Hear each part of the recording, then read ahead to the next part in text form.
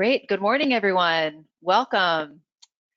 Thank you all so much for joining today's webinar. I'm Amy Miller, the Federal Grant Administrator at the Governor's Office of Planning and Research, or OPR. OPR is the state's comprehensive planning agency, and one of our many responsibilities is to provide resources and assistance on all aspects of federal grants. We serve as the state's single point of contact for the intergovernmental review of federal programs under the Executive Order, or EO 12372 process.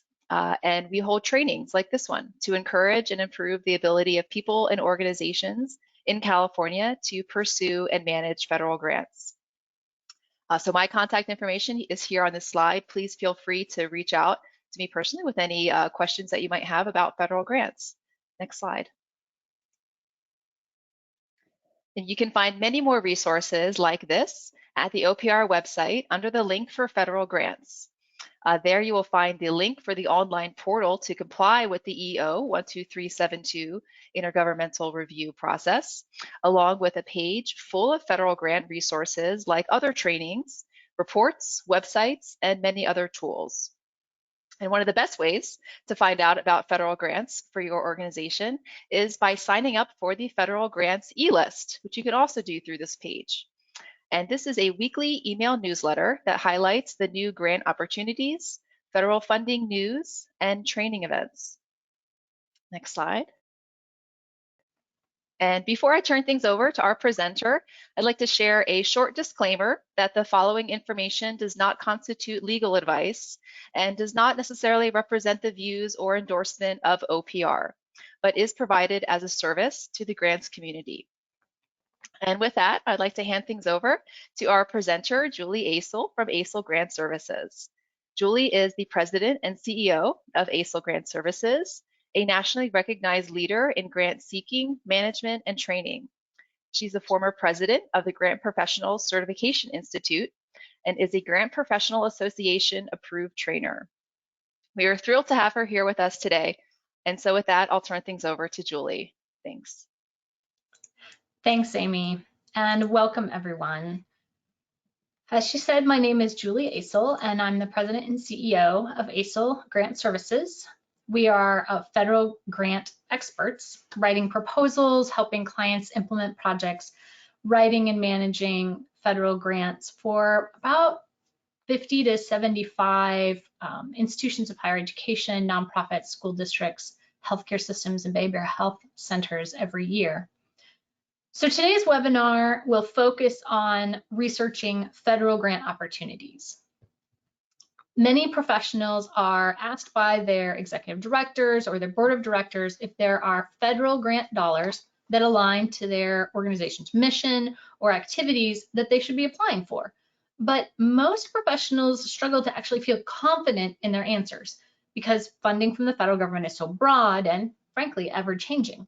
They're afraid to say no and then find out that they've missed out on an opportunity for their organization. Or equally concerning, they find opportunities that might be a fit, but they aren't sure of the quality of the match or the next steps they should take to be prepared to put together a quality proposal. So this webinar is designed to help you grow in your knowledge of federal grants so that you can be as comfortable as possible when the time comes for you to apply for your next federal grant. So we're going to start by stepping through the grants.gov website, and how to keep track of your federal grant research, how to really study a federal grant RFP, and how to make your leadership and program staff aware of that opportunity. So each of our webinar components today are aligned to the competencies and skills of the Grant Professional Certification Institute, who administers the Grant Professional Certified, or GPC for short. The GPC is the only nationally accredited credential for grant professionals, and this credential is accredited by the National Commission for Certifying Agencies. All of our trainings have been approved for education points by GPCI through their accepted education program. So as a participant in today's session, you can earn an education point for this training. So these education points are applicable toward acquiring your GPC credential or maintaining your GPC certification. To learn more, I encourage you to go to www.grantcredential.org. Today's training has also been approved by CFRE International for similar education points towards CFRE recertification in alignment with CFRE's domains and tasks. Now, there are a lot of trends involving federal grants.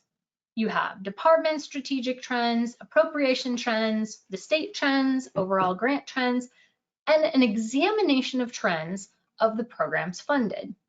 Now, when we examine a strategic trend, it's kind of like being aware of the key department's strategic plan. These strategic plans are how department staff interpret presidential priorities. In each department's website, you can find the About page. A link to their strategic plan can be found there. So some examples that we've given you today include things like an example SAMHSA has directly under their About page. If you go to the About header, you can then drop down and a strategic plan is one of the options. In other places like the National Science Foundation, you'll go to the About page. Then once you read the text on that page, you'll get partway down and more information about where you can click to get to their strategic plan is listed. Now, some organizations provide considerably more information than just their strategic plan on their website. And one of the things I love about writing for the federal government is how much information there really is about each department, if you have the time and inclination to go looking for it. Personally, I love to go out there and take a look at what's available so that when I'm really getting into an opportunity, I have the opportunity, I'm able to really know who my audience is that's going to be reviewing my proposal. And so many of us are maybe used to writing for a foundation and we know what they believe in. Maybe we've had a conversation with the foundation program officer, or maybe we've heard them speak in an RFP meeting. But writing for the federal government can be off-putting for some because it's more difficult to have those relationships. And in many regards, program staff, depending upon which program you talk to, may or may not be as open to talking with organizations they're supposed to be serving.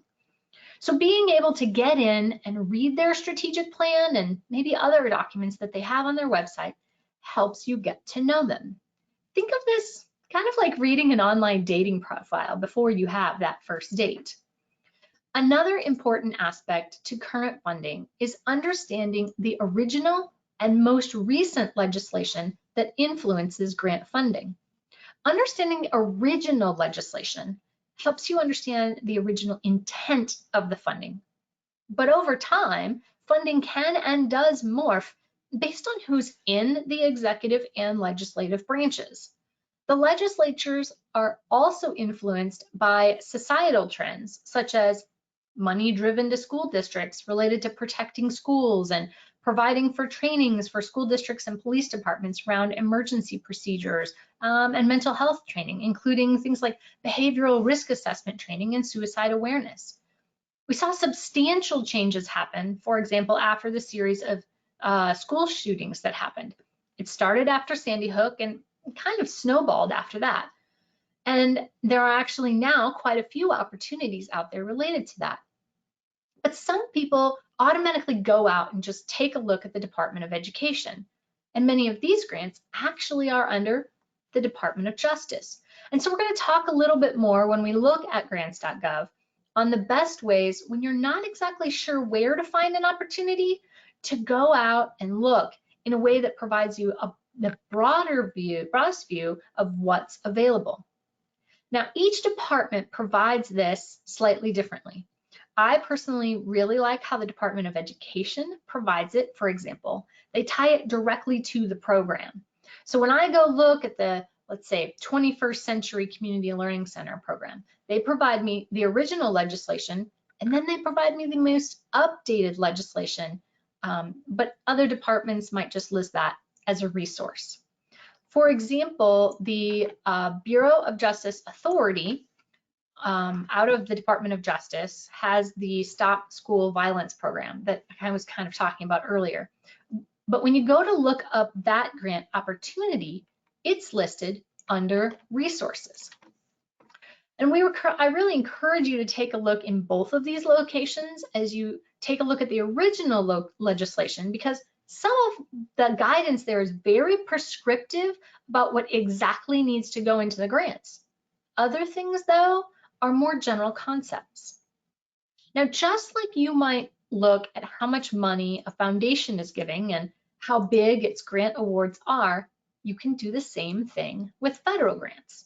Some departments make it easy to look up grant programs. Here again is the Department of Education's 21st Century program, and they list directly how much money is available for that grant program. Now, others give you so much data that it takes a while to sort it out. So let's take a look at a couple of these examples. So the first one that we have is the 21st Century funding.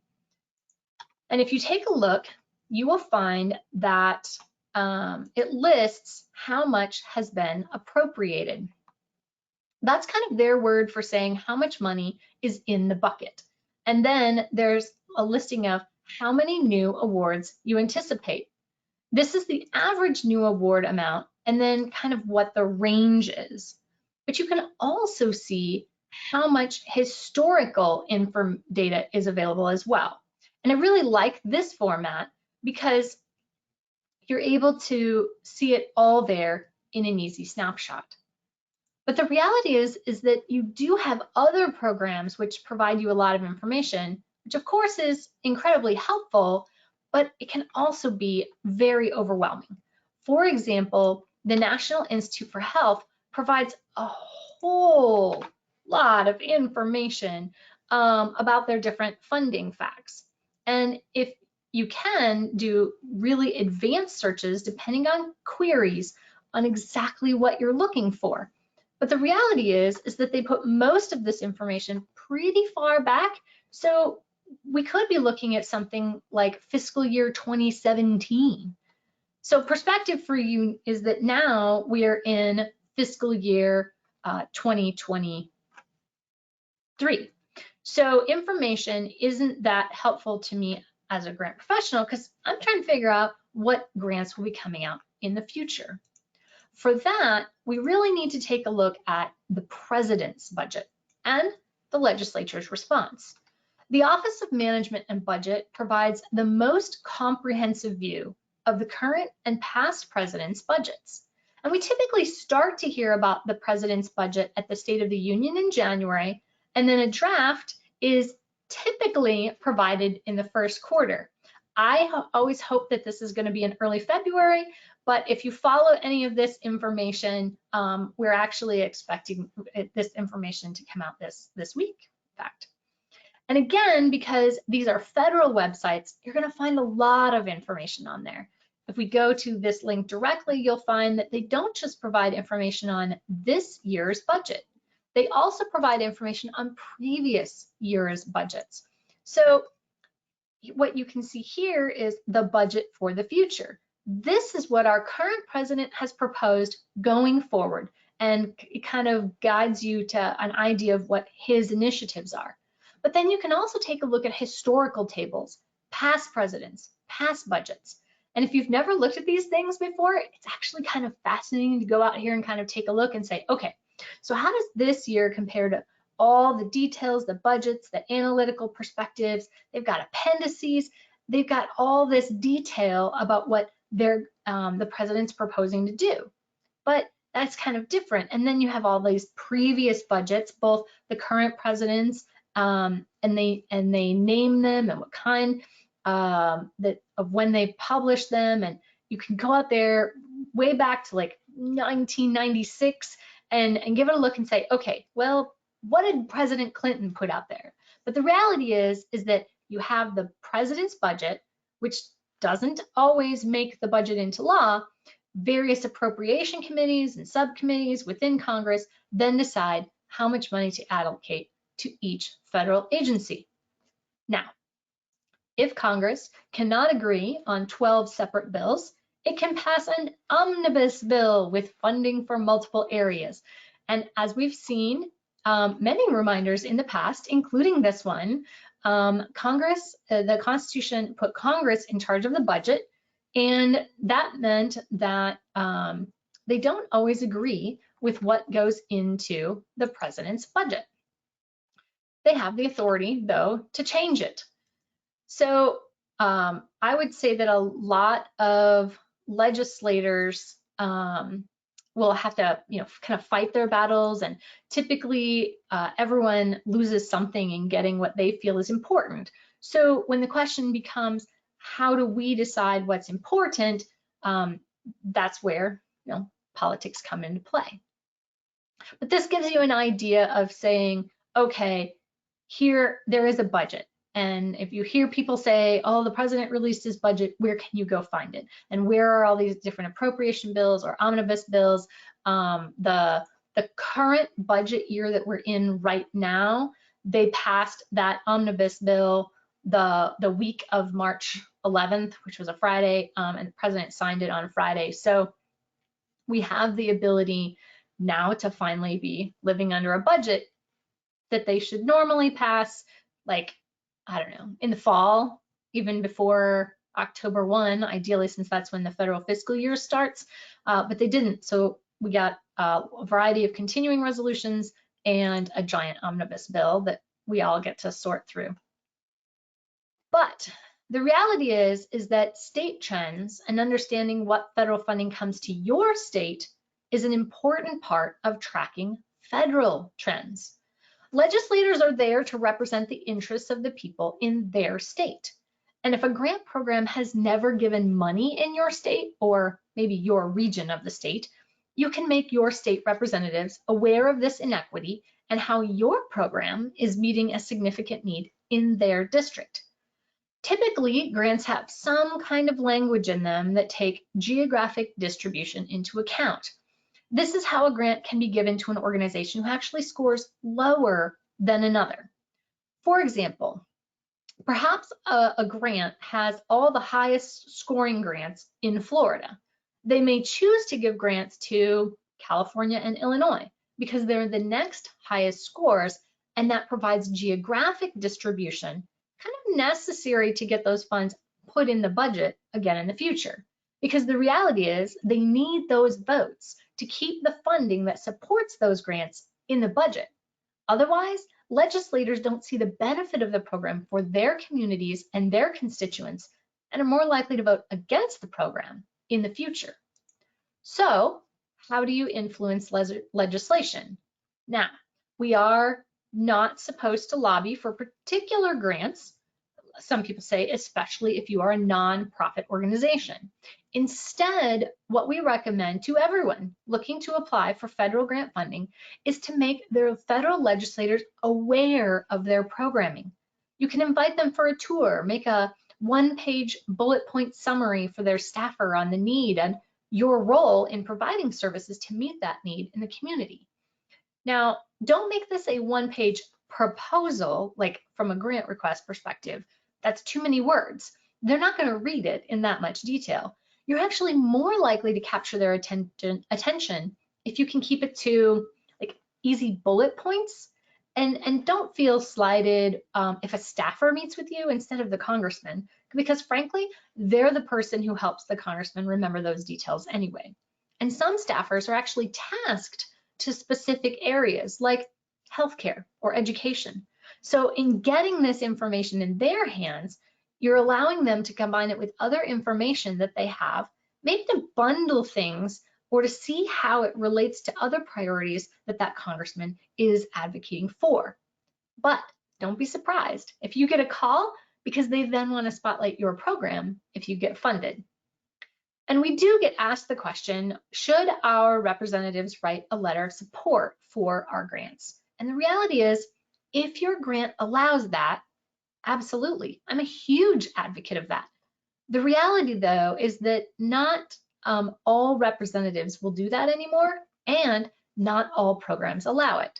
So more and more federal grant programs are telling people that the letters that go into their applications must be letters of commitment.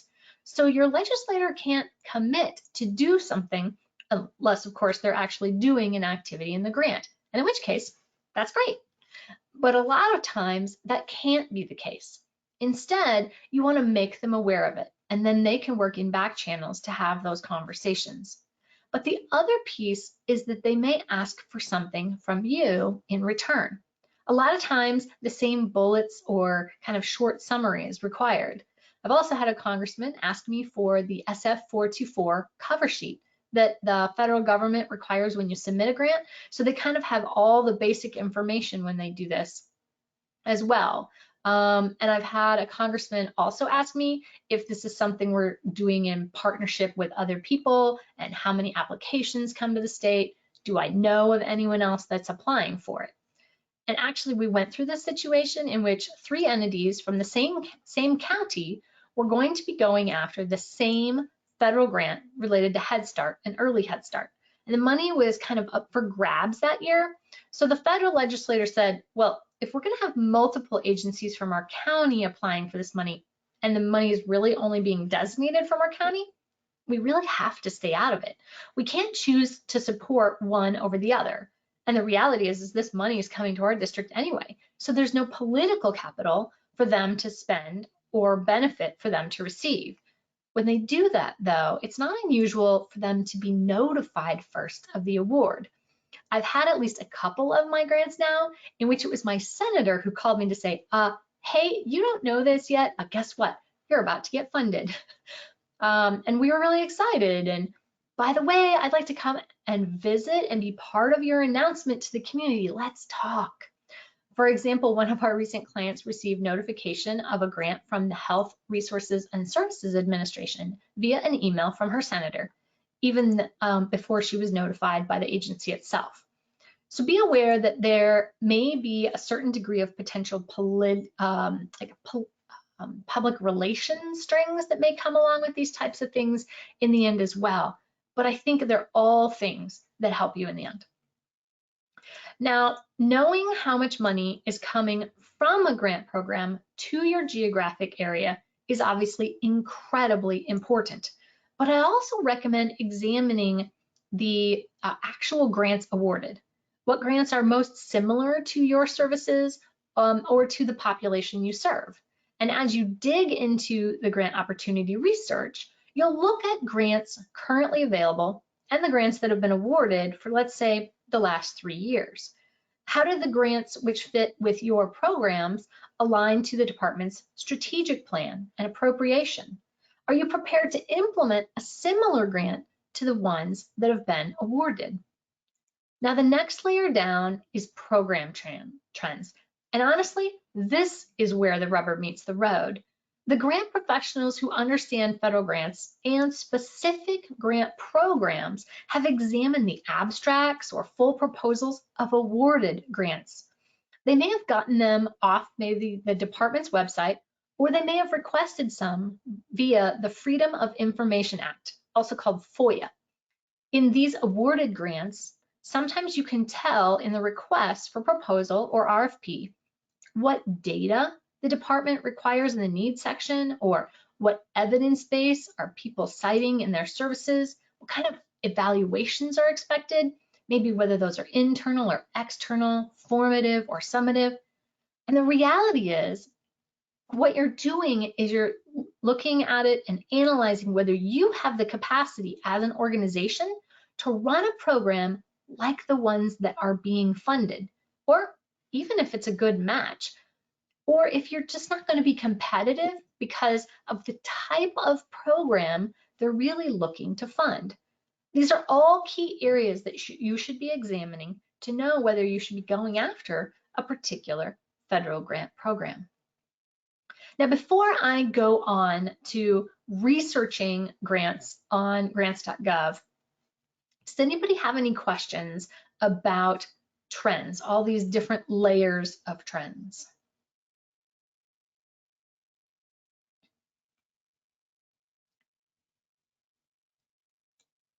Okay.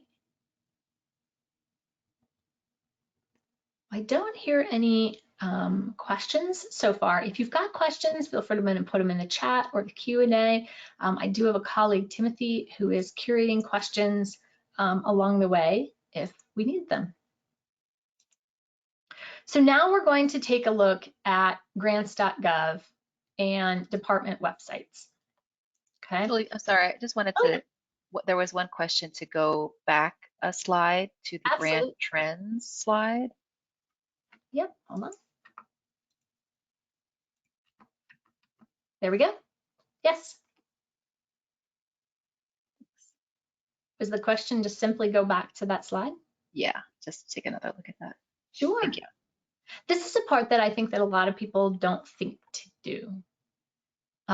They might be studying the strategic plan and those types of things, but how can they take a look at a grant that's been previously funded and what should they get out of it? Okay. All right, so the next thing that we're going to do is we're going to just look at and do some research with grants.gov. And I am going to have us go directly to grants.gov itself. So now that you know how to monitor overall federal grant trends, I want to take a look at how to effectively conduct research for grant opportunities from the federal government. And the primary place to look for federal grants is the grants.gov website. The reality is that most people find grants.gov incredibly overwhelming. There's so much information there and they can get very frustrated very quickly. And I found that if they don't have a strategy or plan, that it means that they kind of feel like it's almost useless to them. If I point people, well, just go look that up on grants.gov, and they've never been there, and they say, oh my gosh, there's maybe 1,900 grants out there. Or right now, if I go to search grants, we have 2,700 grants out there, and they say, well, I don't have time for this, and they just stop and they don't pursue it. So what we're going to do is talk today about how to manage that process.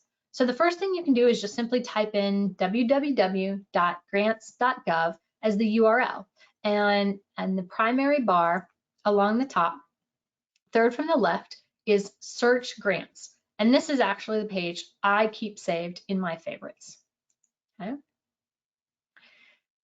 So along the left, you'll see a variety of filters. Grants.gov is considered a very broad database, and it has unique filters along the left. In general, forecasted and posted grants here under opportunity status are the ones most commonly searched. In fact, they're so commonly searched, they're automatically selected when you get to this page.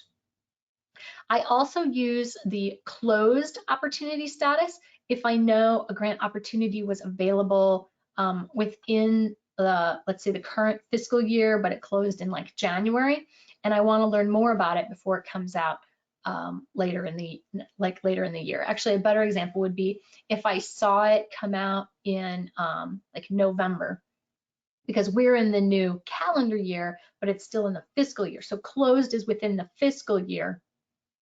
And I know it's still going to come out, or is likely to come out here in 2022 later in the year. You can also use archived as well to take a look at things that were in previous years. Now, most opportunities you're going to look at are going to be grants or cooperative agreements here under the funding instrument type. The key difference between those two are that the federal government is much more involved at the project level, and not just like management reporting level for a cooperative agreement. Here, the government is not just funding your project, but frankly, they're also working with you to ensure that you're providing the service that they want provided in the way they want it done. So I kind of think of it as like an in-between, like a vendor contract agreement and a grant. So those are some things to think about. Now, eligibility is actually one of my favorite filters, but it can also be one of the most frustrating. It's always such a bummer for me to read a really great grant opportunity, only to find out that the organization who would be perfect for it is not eligible. So you'll see that the largest number of grant opportunities are actually going to be for city or township governments or county governments. And even as we scroll down here, we see that there's a lot for state governments as well. But there are many other entities here, including tribes, nonprofits, institutions of higher education, both private and public. And you can kind of see with each of those that they're all in the thousands. Now, they do have, and people ask me this question all the time, are there grants available for individuals? And the answer is yes. But if you take a look, there's only 73 grants currently available for individuals. And then there's ones for small businesses. That one's, you can see above the 1,000. You can also see public housing authorities above 1,000. But they're not going to be as high as you see, for example, like nonprofits with 501c3 status having, 1,300 opportunities. And Julie, if I could interrupt, there was a question in the chat also about a foreign business and whether they would be eligible. Is that a category? So I would tell you that in general, most foreign businesses are not eligible to be applicants, and sometimes they can't even be partners. But it gets a little bit sticky because you, for example, if you're a foreign nonprofit and you don't have your 501c3 status, because of course that's something related to our IRS, it may fall under this category. The other thing is they also have this other. So there are ones, but you typically can't search by that. So that's kind of where it's frustrating. And you can see here, unrestricted means that anybody can apply for it. Now, I'm a little bit hesitant, given the question that you're asking about unrestricted, because some grant programs, even though they say it's unrestricted, you get in there and you still find out that there's a restriction against foreign applicants. It's a great question. So what I try to tell people is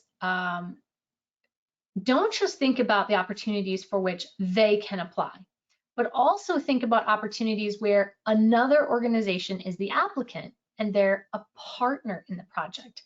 For example, you may find that a mental health agency partners with a school district or with a city or with a law enforcement agency, right? And there are many opportunities to do these partnerships, and some grants are going to require you to do partnerships.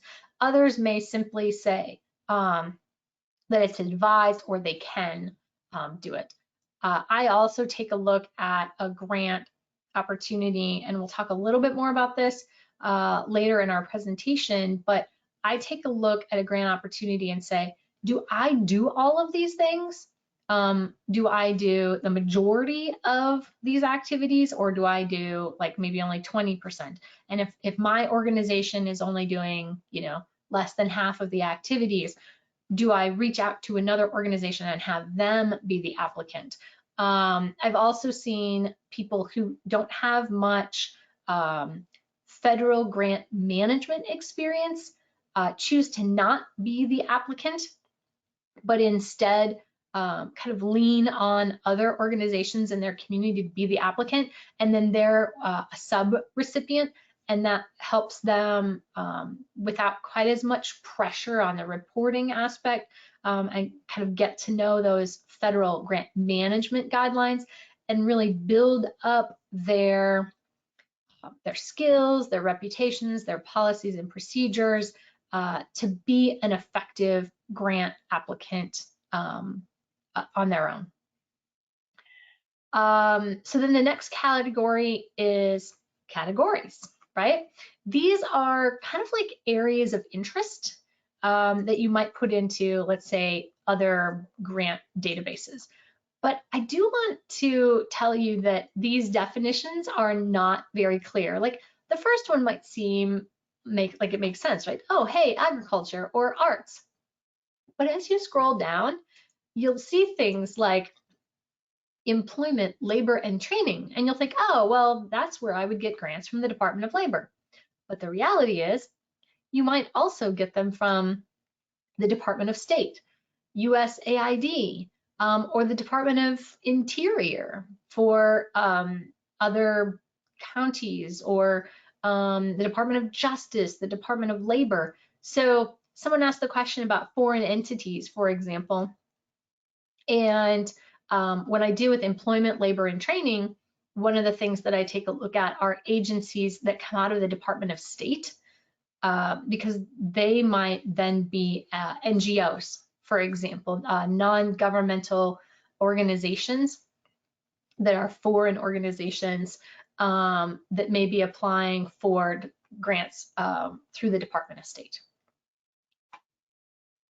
So if you're interested in international opportunities related to things like training and employment, or if you're an organization that deals with workforce development and you're having to deal with a lot of people coming in your door, maybe to dislocated workers, it may be advised to be kind of broad-minded, and it can be beneficial if you don't know what agency provides the grants you may be interested in. So the question, though, eventually becomes, well, what's the most effective way to use this? And the reality is, I just recommend that you keep a regular eye on this. I like to use categories as much as possible when I don't know what agency is going to be providing the grants that I might be interested in. That said, if you take a look at all forecasted, right? Here's forecasted, and all posted grants in all agencies. Right now, we have 2,714 grants. And if I know what I'm specifically looking for, and maybe that grant is, let's say, related to energy, which is something pretty specific, I can go down here to energy. You'll see that I'm only seeing 41 opportunities instead of being overwhelmed by over 2,700 grants.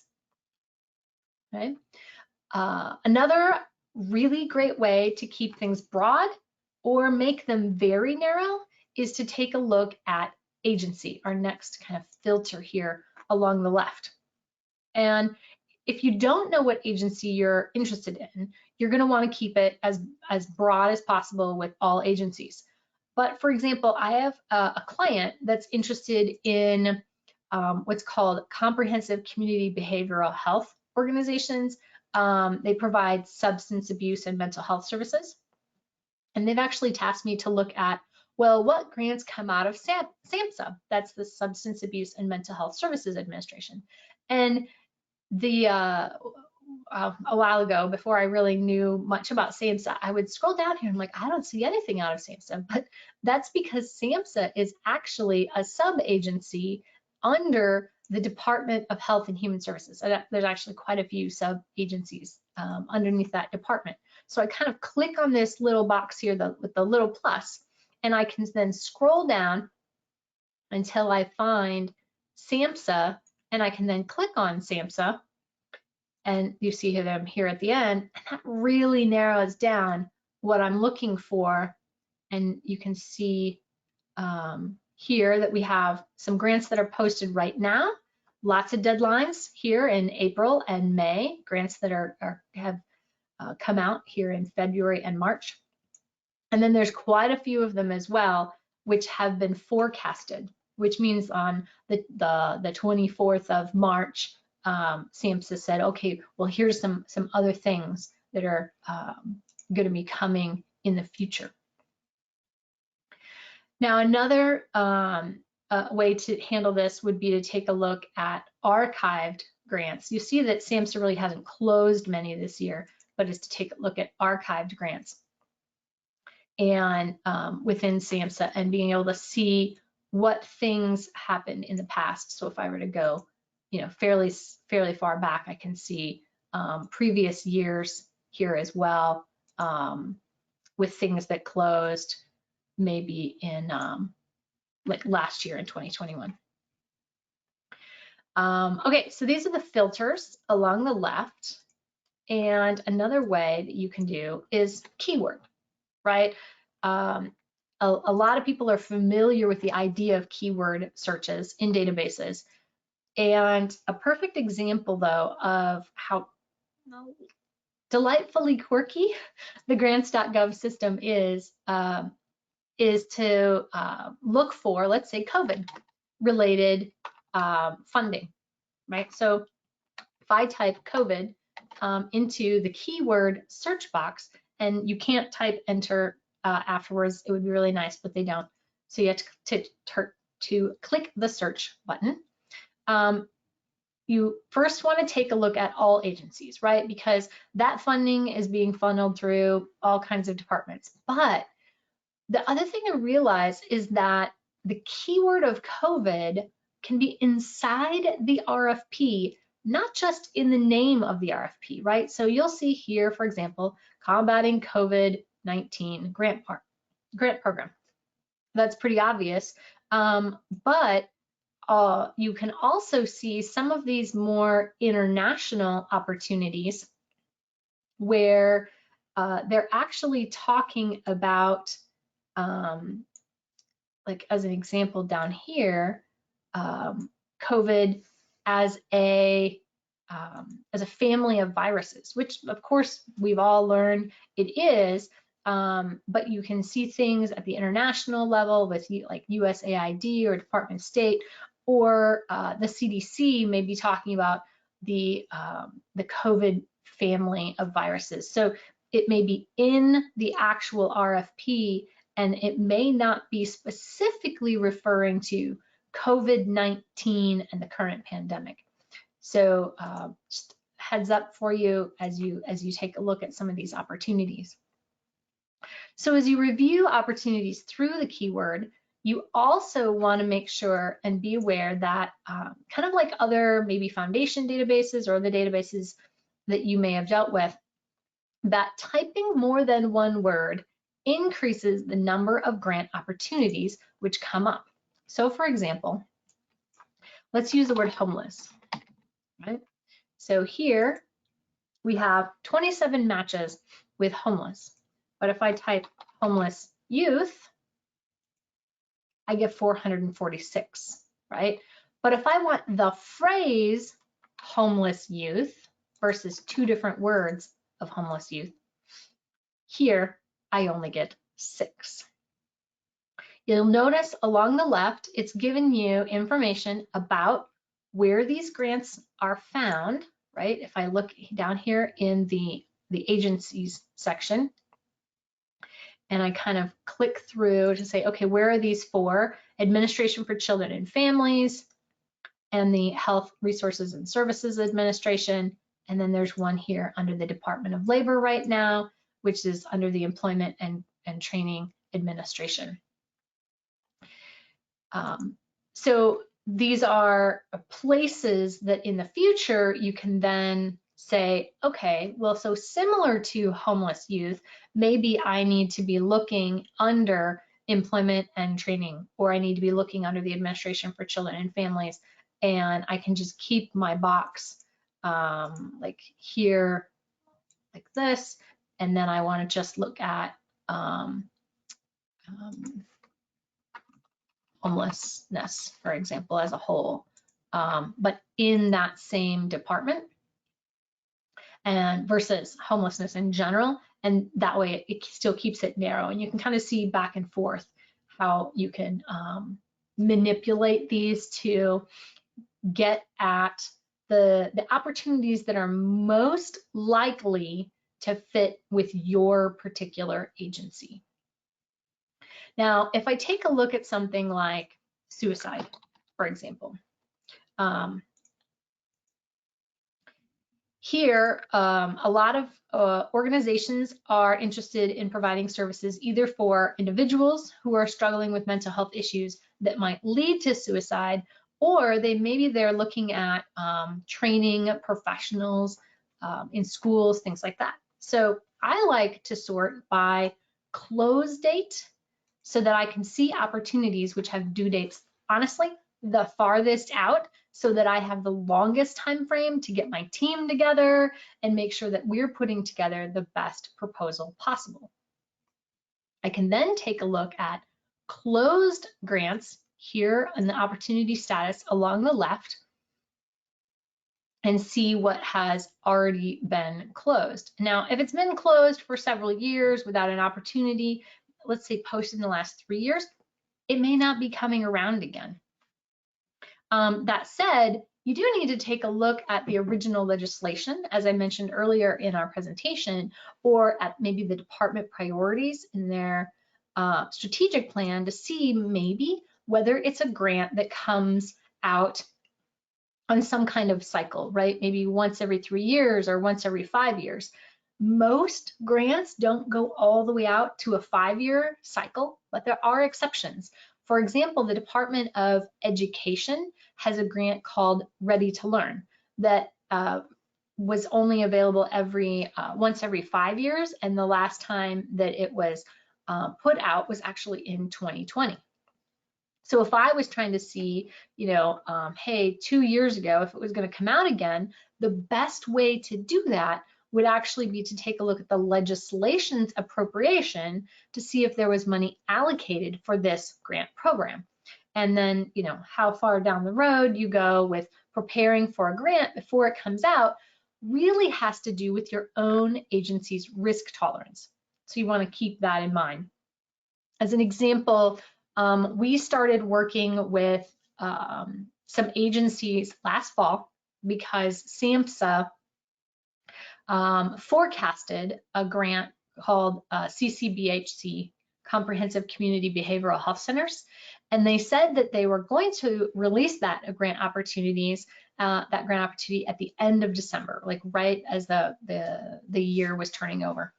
And so we started working with some organizations in maybe October and November, and then it didn't come out in December, and it didn't come out in January, and it didn't come out in February. And as we were, the legislature were doing, continuing resolutions, we started to take a look at the appropriations to say, oh my goodness, this grant that we've been preparing, is it in the president's budget? Is it in the Senate and the House and the Senate's budget?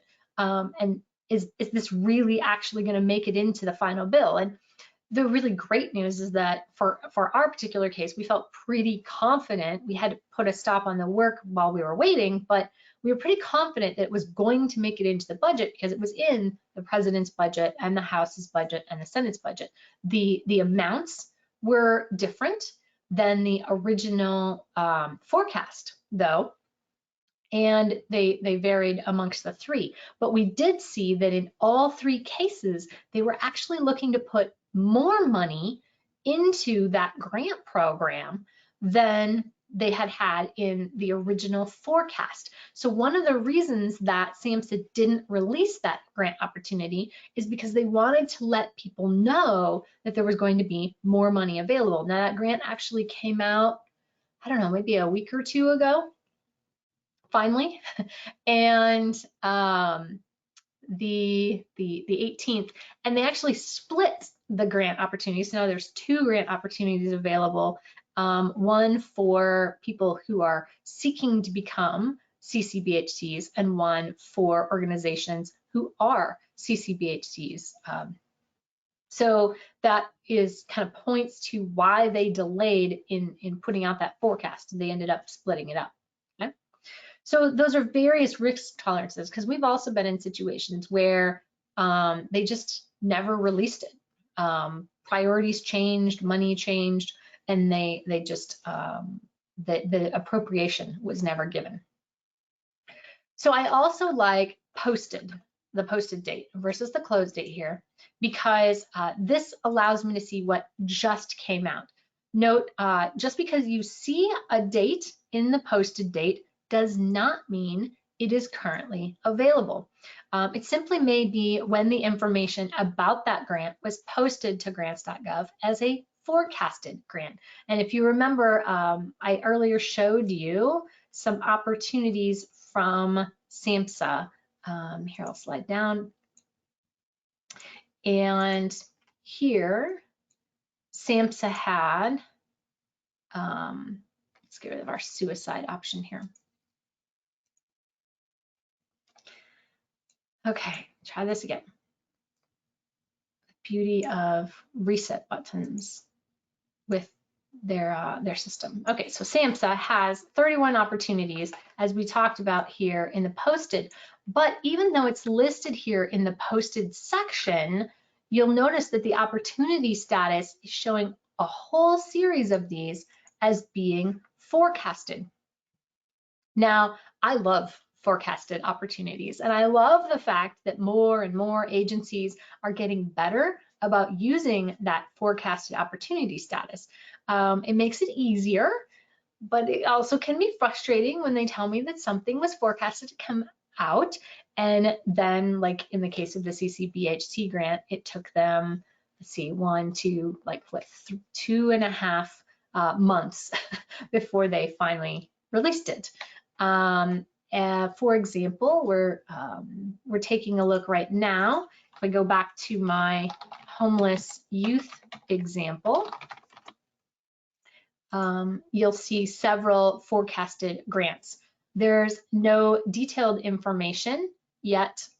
So what can you do in the meantime, right? So if I go to Basic Center as an example, it was forecasted and said, well, the estimated post date is March 21st.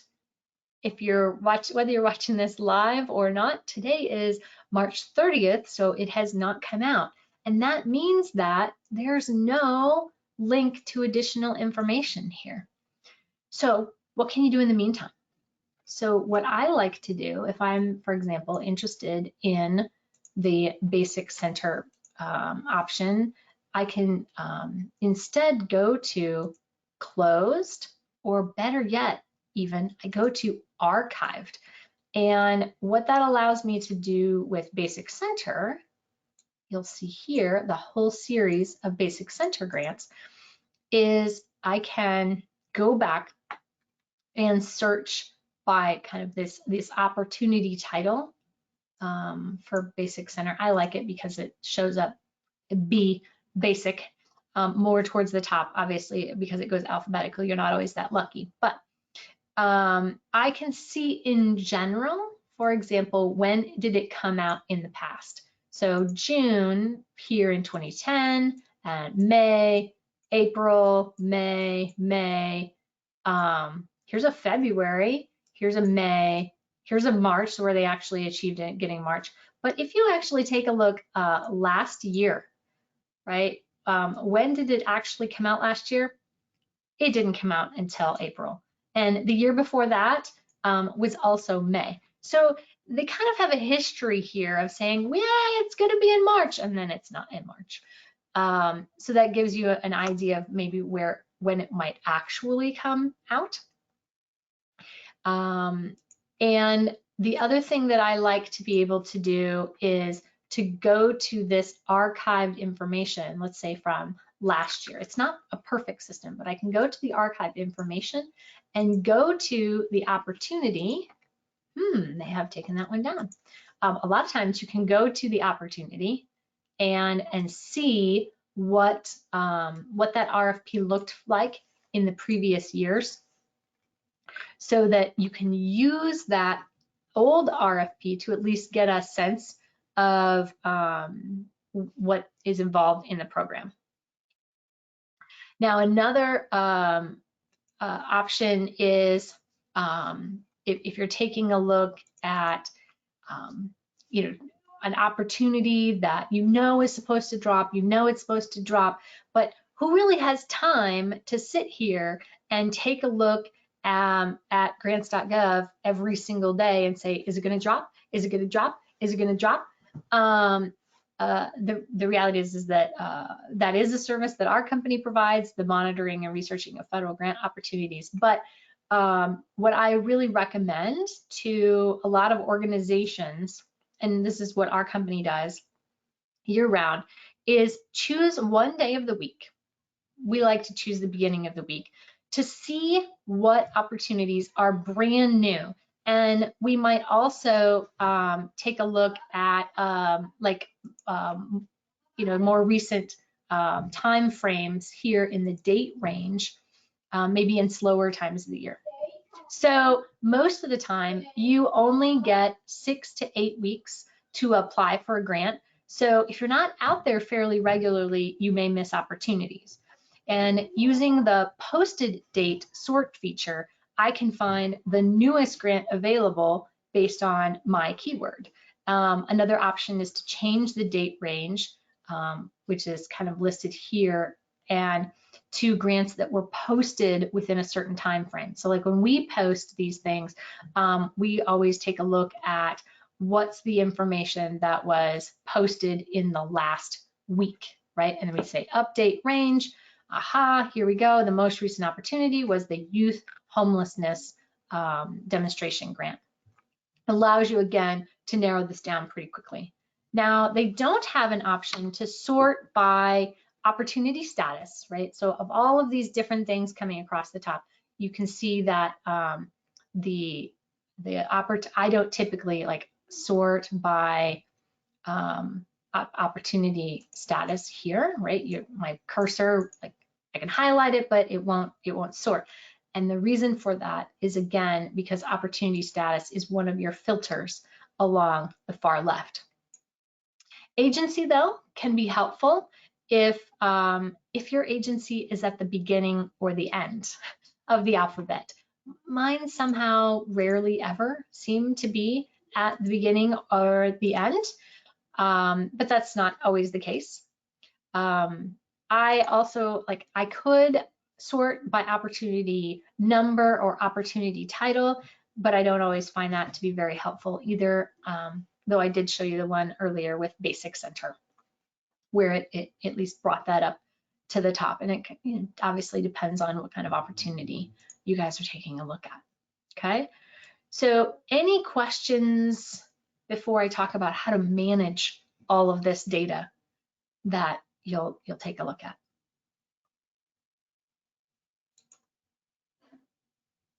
We had one question about FOIA requests, but so we can address that now. Or, I can yeah, right now. Yeah. So here, the one question is about FOIA requests, particularly for funding requests that applicants may reapply for year after year. This person states they found that some agencies will not share previously funded applications of entities that may continue to request funding in subsequent years. For example, the Bureau of Reclamation being one example. So do you have any answers for that? Yeah, I mean, that's absolutely correct. I mean, the Basic Center example that I was giving you is another situation where the agencies, a lot of times once they have Basic Center grants, may be able to apply for them year after year. And so it kind of depends upon the situation. And frankly, it really depends upon the department. So as an example, the Department of Education has gotten to the point where certain grant opportunities, they just provide you, like, not necessarily all the people who applied for the grant, but they'll provide you either the full grant application or at a minimum the abstract for every single grant that they funded. You should know that most of the time they're not providing you any budget information, because that you start getting into really confidential information with people's salaries and things like that. But with a FOIA, I always tell people there's no harm in asking to see what happens. They don't have to provide that information to you for free. So sometimes you may have to pay copying costs or search costs. I've also been in situations where I've tried to FOIA the awards for a grant, let's say out of the CDC. This has been several years now, and they did not provide me any of the successfully funded grants, and in fact, they gave me a list of who was funded, and they gave me a list of the dollar amounts that they were funded, but they wouldn't tell me the scores of anyone. They would not tell me if they funded them in order of score, because we were not funded, and so I wanted to know, like, where was the cutoff, right? I knew what our score was, but I wanted to see how close we were, and they're like, oh no, we're not going to provide anyone's scores, and that's I suspect, taking a look at the opportunity, that's because they did some funding across using those geographic guidelines I was talking about earlier. I suspect that they probably funded some people lower than us to get their geographic distribution. So there's kind of some tweaks that they do with that, but especially if I'm looking to apply for a grant a year from now. Right now, of course, you're in the middle of federal grant season, and then it's going to be a scrunched federal grant season here with the budget just being passed in March. But if you know that there's a grant opportunity, it's going to be too soon for you, you might take a look at what grants you can FOIA a year to get, because it can take 3 months for you to get the information, even when you FOIA it.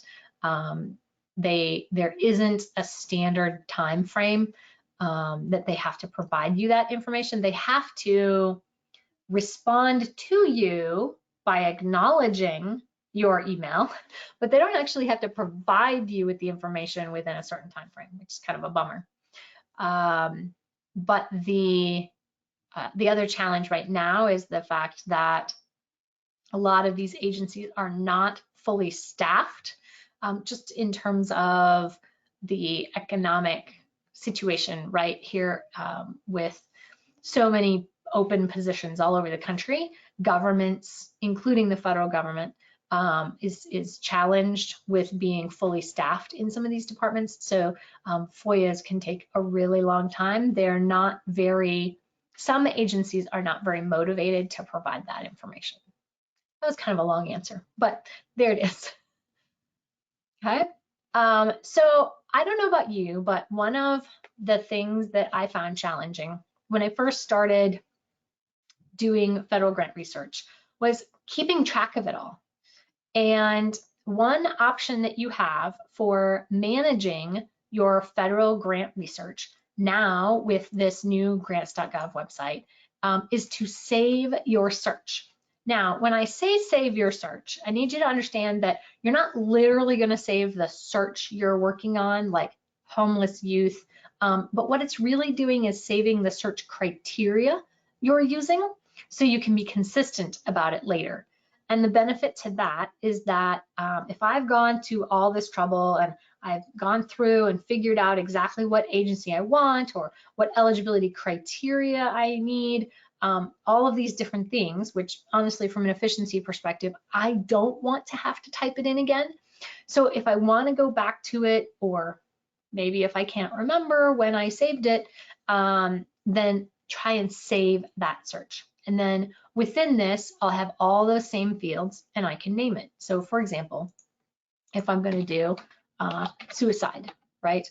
And I have all this information. Then if I want to come back to it, but I can't remember what it's called, I can go over here to Manage Searches up here in the top by the Save Search button. And you can see that I've got suicide and COVID and all this type of stuff. And then I can view my results. So the last time I had all of this was about a couple years ago, right? And so it brings up all of those filters that I had. And then I guess I can manipulate my results as I want to, right?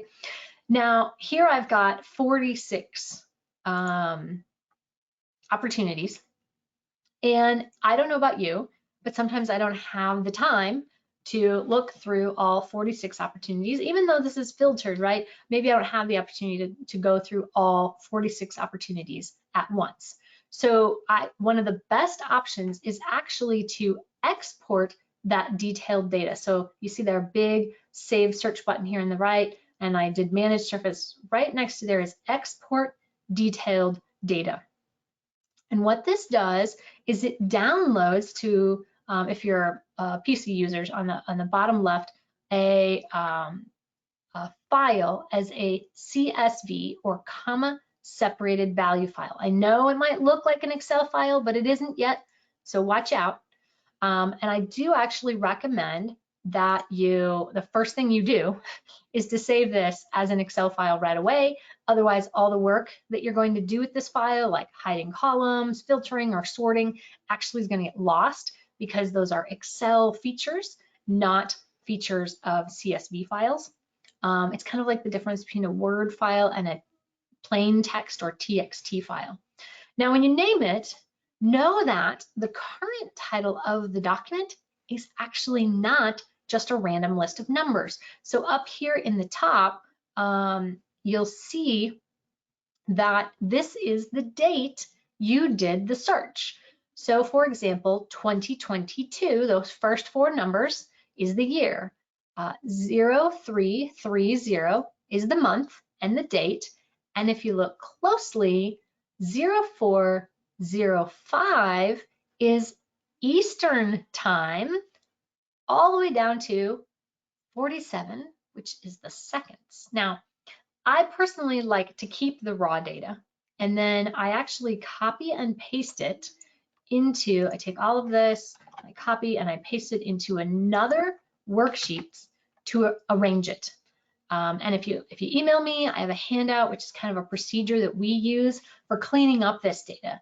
It'll give you kind of a baseline from which you can decide how to tailor the information for your own agency's needs. It also allows me to do this in short bursts instead of sitting down to do research over the course of a day. So that's an example. For all of these things, like if I move this and I expand these different columns, for example, if I have not made this an Excel file, then I'll lose it and I start over, right? So a lot of times I'll capitalize that, it makes this easy to see, or maybe I'll delete agencies that I'm not interested in, or maybe I'll hide them. And I would prefer to be able to save those things.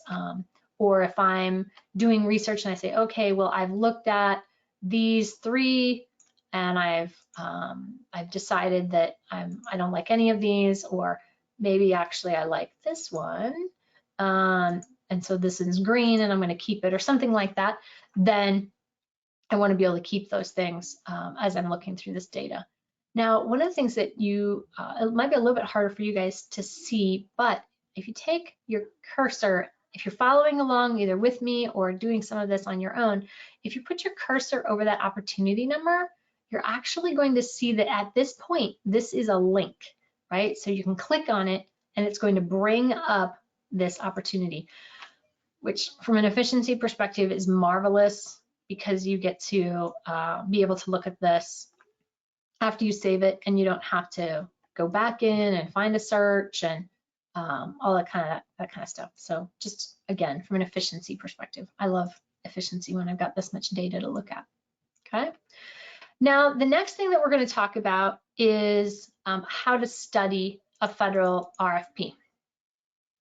And the next step is once I know of an opportunity that I think is good, I want to take a look at the RFP itself.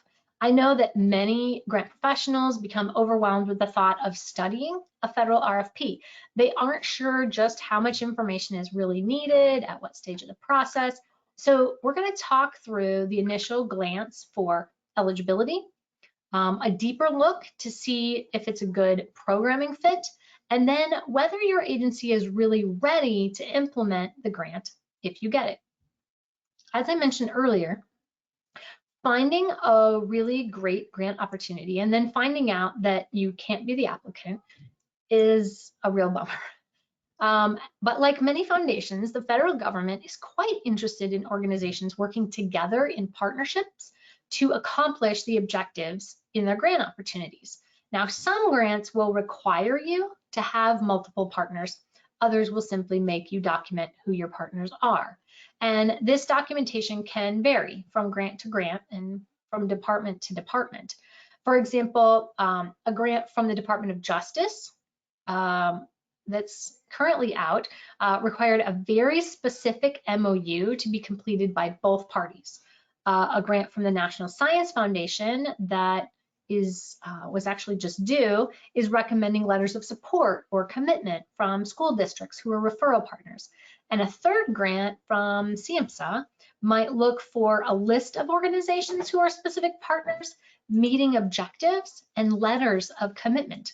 So you want to be very careful about whether you need letters of commitment or MOUs, because these take time and sometimes lawyers, though ideally not. So don't go into those grants lightly if you're thinking about writing those grants really quickly. In addition, I talk with a lot of organizations who are writing grants for a consortium of agencies about who's the best agency to be the applicant. And this can be a bit sensitive, as many organizations don't fully trust each other, because the reality is they're naturally pitted against each other for funding. But having an organization who has the internal processes and procedures to handle government funding, whether federal or otherwise, is very helpful. For example, I've worked with school districts and universities and hospital systems who they already receive federal funding, but maybe they're managing their first competitive federal discretionary grant. And going through the training to complete drawdowns of federal funding, reporting requirements, and audits can all sound pretty scary if you've never done it before. And personally, I find that financial personnel are naturally conservative, so don't be surprised if they aren't as excited as you are about going after federal funding as you thought that they would be. They know how much work tracking a lot of funding can be, and honestly, they're typically very busy personnel. Now, outside of required partners, you're going to want to take a look at the goals and required activities of the program to determine if you can provide everything that's required, or whether maybe a partner or two could help bring these dollars to your community. Typically, I guide organizations by saying that if a grant doesn't require a partnership, and you don't currently provide at least 60 to 80% of the services, then you might not be the right organization to be the applicant. Instead, you may want to make another agency aware of the program and see if you can be a partner in the grant. I've seen so many organizations do basically mission creep because they currently only do 80% of the activities. And then they think, oh, well, we can do those other 20 things.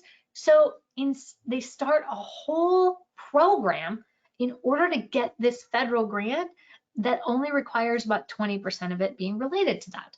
Instead, I really, really encourage you to find an organization in your community who will work with you to provide those services.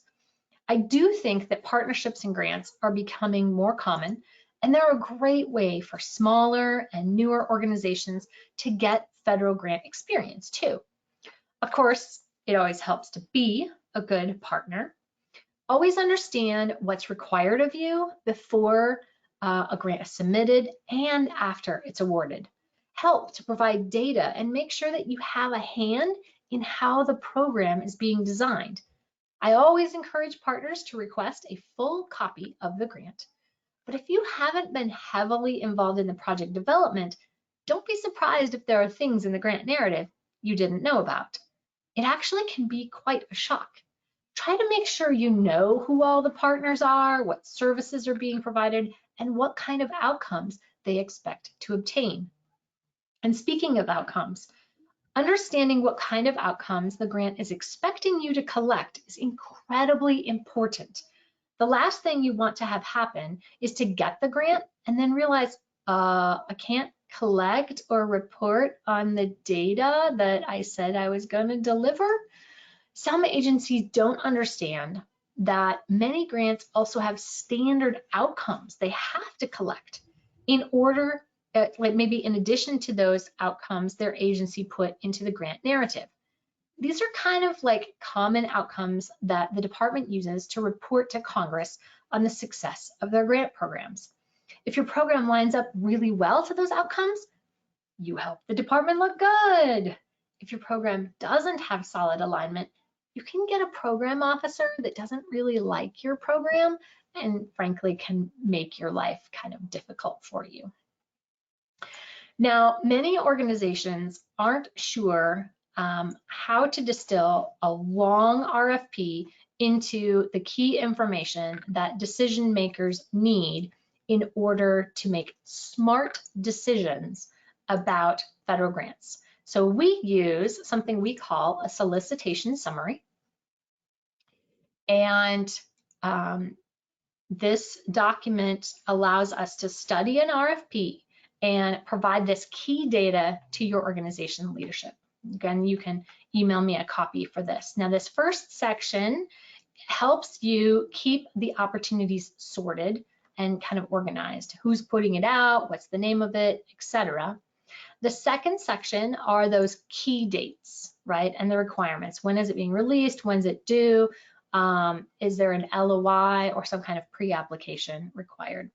The third section here focuses in on eligibility. And this eligibility is not just who's eligible to apply for the grant, but are there any required partners? And PI, that's principal investigator or project director, are there certain qualifications that that person may have to have? This fourth section here is all those key data that honestly I think most CFOs are going to ask you like right off the bat. How much money is it worth? Is there a match? If so, how much? Can we charge indirect costs to the grant? So I like to kind of group all of their stuff together. The fourth section here relates to evidence-based practices and kind of other reporting considerations. This is really important if the grant you're reviewing is looking at a heavy evaluation component. And then our second page really focuses in on these kind of blocks where you can type in information about the grant. So there's a space here that talks about the funder's goals and kind of a short summary of the opportunity. Then there's another space to talk about the activities. For example, a grant I'm working on right now has both required activities that the applicants must do, and it has allowable activities that they can add to those required activities. Very handy. This is where you take a look to see at, do we currently do these activities, or do we know someone we can partner with who can do those required activities? And then some grants have priorities that they have to meet, or maybe there are priorities that come with bonus points. Those are those competitive preference priorities. So there are some sections to provide this information to your organization as well. For example, I'm doing a review of a federal grant that someone wrote, and we do reviewer services, and one of the parts of our rubric is to go through, I think that grant has 4 absolute priorities and then has like 3 competitive priorities, and they're looking for someone to say, okay, have we in our description really defended our choice of our competitive priorities, and do you think that the federal government will give us the points for that particular one? Now, obviously, at the bottom of these, we often get asked for our recommendation, and I think you as grant professionals will too. So this kind of gives you a place here at the bottom to say, well, like we should go after this, or maybe no, we should wait for another round of funding. I also like to point out to the organization, like, how much work is it going to be to produce the narratives or the attachments? Maybe you would be providing feedback on, hey, there's only going to be like 5 awards. Do we really think we're going to be competitive for this? And that helps people decide something. I always think of as like return on investment. Is it worth us putting in this opportunity when they're only going to provide, 5 grants nationally? Okay. Any questions about this solicitation summary?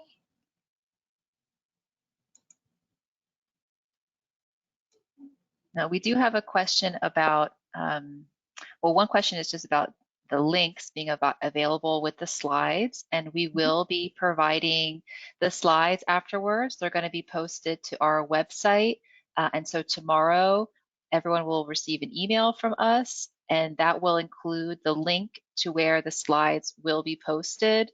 Unfortunately, I can't promise when exactly they'll be posted because we do have to make sure that they're accessible.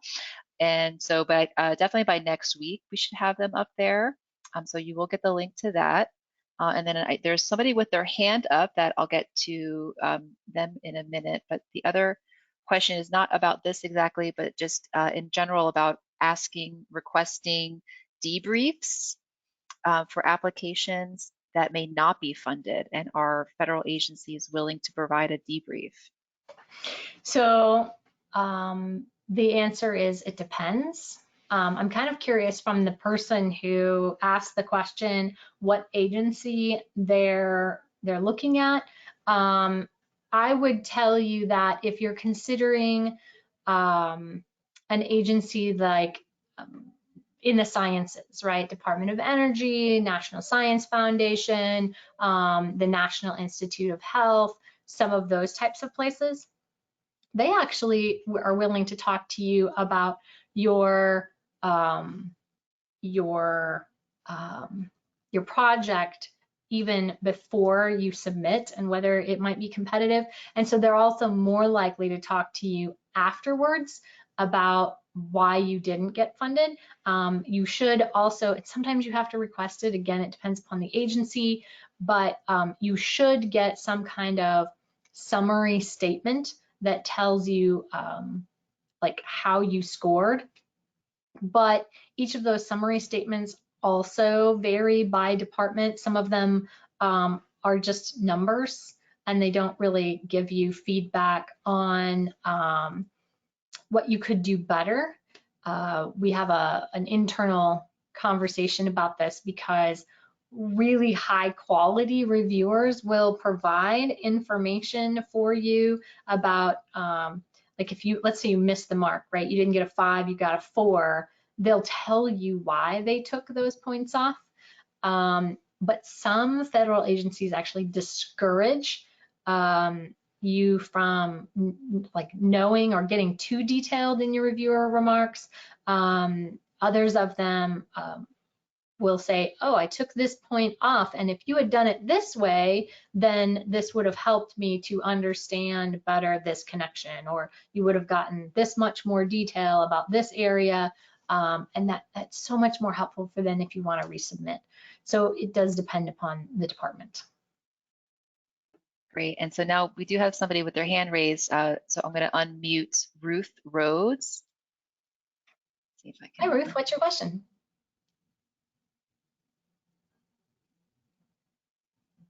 Let's see. Sorry, having a hard time unmuting. Okay. So maybe Ruth, not able to unmute you, so maybe you can just type your question in the chat box. Sorry about that. And we have another question here about if you could describe the differences between formula, block grants, and competitive solicitations.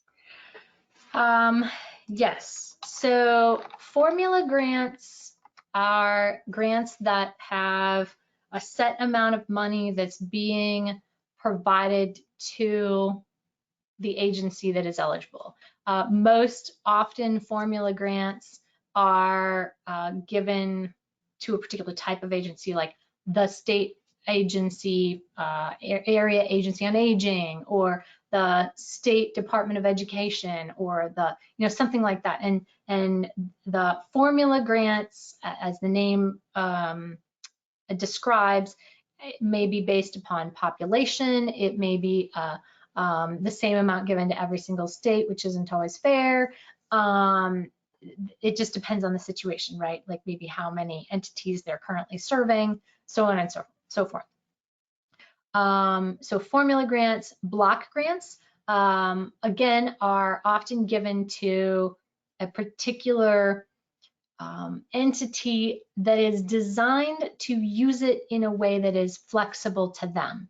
Block grants are often given to governments, like state governments or county governments, that then they have options of how they might choose to use it. For example, a lot of the ARPA money came out as like types of block grants.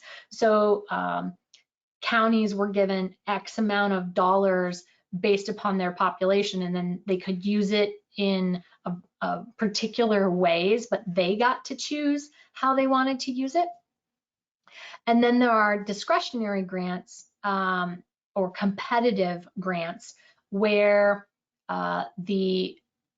whoever is eligible, and you saw from grants.gov earlier those different eligibility types, they all then compete against each other nationally. So maybe it's a grant for school districts and mental health centers, and they can all, anybody who's eligible competes against each other to ideally get the highest score, and then get funded. Again, we talked about there may be geographic distribution options as well, but you want to try and get the most points from that grant in order to be able to get funded.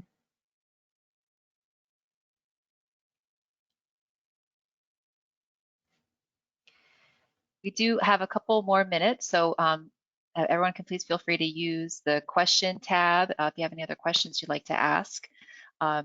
And there was a question about the recording of this, and yes, we are recording it, and it will be posted as well and linked again in the same link through that OPR federal grants page. There will be a link to the recording that will be available on the OPR's YouTube page. So you can find a link to that on the OPR homepage. There's a link to our YouTube site. And so that's where the recording will be posted, and again, linked through our federal grants page. And then there was another question, just kind of going back to when you were showing how you downloaded the data to the Excel when doing grant research. Someone just wanted a reminder of what that function was. Oh, sure. So, oops, let's see. I think this will be the fastest way to do it. You want export detailed data.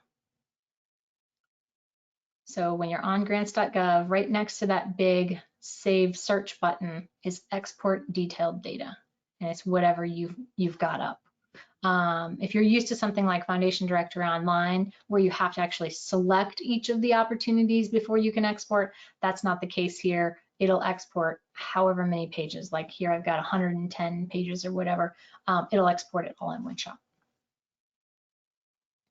That's great. Thank you so much. And so now it looks like we're at the end of our time. So really want to thank everyone. And just a reminder for our next webinar that we'll be holding again with Julie Assel from Assel Grant Services is going to be in May 18th. And so the link to that is in the chat. And that one is about building partnerships, which you've heard a lot about, the importance of building partnerships to team up to, for eligibility reasons, as well as for the just teamwork and a better product at the end of the grant. So the next webinar is going to be focused all on that. So really excited for that one. And really want to thank Julie. This was a really wonderful presentation. I really appreciate all of your information here. So it's my pleasure. I always love coming and talking about federal grants.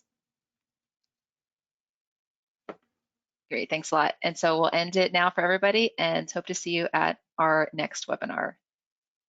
Great, good luck with all your federal grant research, everyone.